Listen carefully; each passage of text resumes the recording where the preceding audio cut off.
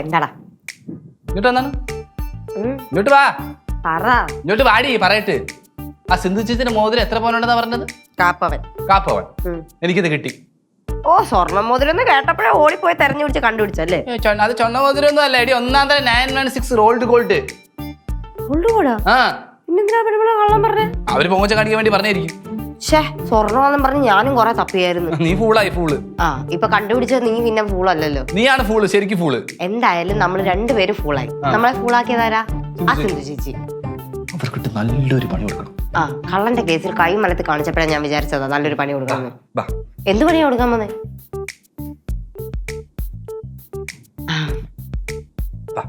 ചോദിച്ചേക്കൂല്ലടാ.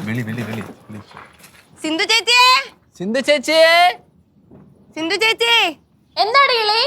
ആ ചേച്ചി, എന്താ? കള്ളനെ പിടിച്ചോ? എന്നിട്ട്?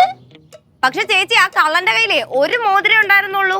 അത് എന്റെ അരപ്പവന്റെ മോതിരം തന്നെ. അയ്യോ ചേച്ചി, കാൽപ്പവനെന്നല്ലായിരുന്നു പറഞ്ഞത്? അല്ല, അത് കാൽപ്പവൻ തന്നെ, ഞാൻ മറന്നുപോയി. എന്നിട്ടെന്താ ചേച്ചി, അത് ഒരു പ്രശ്നം ഉണ്ടായിരുന്നു. എന്താ? അത് റോൾഡ് ഗോൾഡാ. അതപ്പോ എന്റേതല്ലടാ.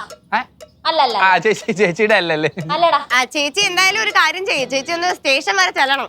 ഞാനെന്തിനു സ്റ്റേഷനിൽ പോകുന്നത്? അയാളുടെ കയ്യിൽ നിന്ന് കിട്ടിയ സ്വർണ്ണമൊന്നും അല്ലല്ലോ. എന്റെ അരപ്പവന്റെ സ്വർണം പോണ്ടെങ്കിൽ ഞങ്ങൾ പോട്ടെന്ന് വെക്കും. അരയിലേച്ചി കാല് കാല്. അത് തന്നെ, കാലെങ്കിൽ കാല്. സിന്ധു ചേച്ചി, കേസ് എന്തായാലും സ്ട്രോങ് ആയിട്ട് മുന്നോട്ട് പോകാൻ ചാൻസ് ഉണ്ട്. അതെന്തിന്? അതെന്ന് വെച്ചാലേ ആ കള്ളനുണ്ടല്ലോ, കള്ളൻ.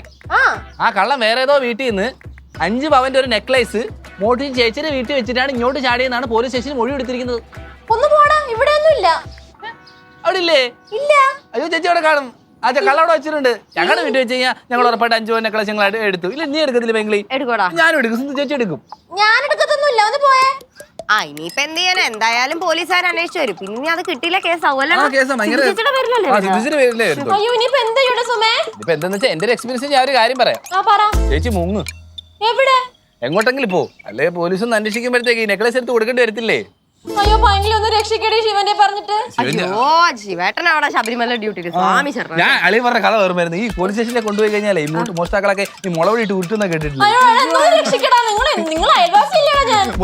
കയ്യിലൊക്കെ കുത്തുന്നു.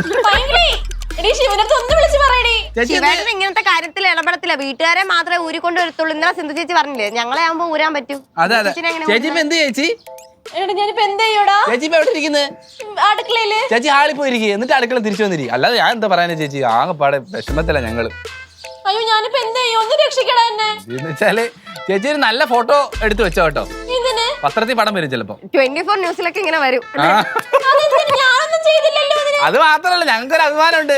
ഞങ്ങളുടെ അപ്പുറത്തെ വീട്ടിലെ ചേച്ചിയുടെ ഫോട്ടോ പത്രത്തിലൊക്കെ വന്നെന്ന്. അതെ 5 പവൻ. അത് 1-2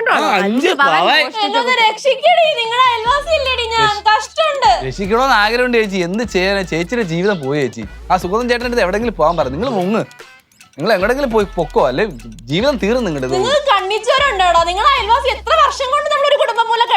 ചേച്ചി ഞങ്ങളുടെ കണ്ണിൽ ഇപ്പൊ ചോരല്ലേ ചേച്ചി, കണ്ണിൽ വെള്ളമാണല്ലേ. ഞങ്ങൾക്ക് ഒന്നും കാണാൻ വയ്യ. സഹായിക്കണമെന്നുണ്ട് പാവം അല്ലേ സിന്ധു ചേച്ചി. എന്ത് കുട്ടകളാടാ നിങ്ങള്. ഭയങ്കര വിഷമായിരിക്കും അല്ലേ ചേച്ചി? ചേച്ചി നിങ്ങളെ കുറിച്ച് എല്ലാം നല്ലതേ പറഞ്ഞിട്ടുള്ളൂ നാട്ടുകാരടുത്ത് മുഴുവൻ. പക്ഷേ ഞങ്ങൾക്ക് ഇനിയിപ്പോ നാട്ടുകാർ നിങ്ങളെ പറ്റി മോശം പറയാം. അതാണ് ഏറ്റവും വലിയ കോമഡി ചേച്ചി. എന്തൊരു ജീവിതം നോക്കണേ. എടി ഒന്ന് രക്ഷിക്കടി ഞങ്ങളെ. ആ ചേച്ചി ചേച്ചി അടുക്കള വഴി ഇറങ്ങി ഓടിക്കോ. ഫ്രണ്ട് ഗേറ്റ് വഴി പോലീസ് വരും കേട്ടോ.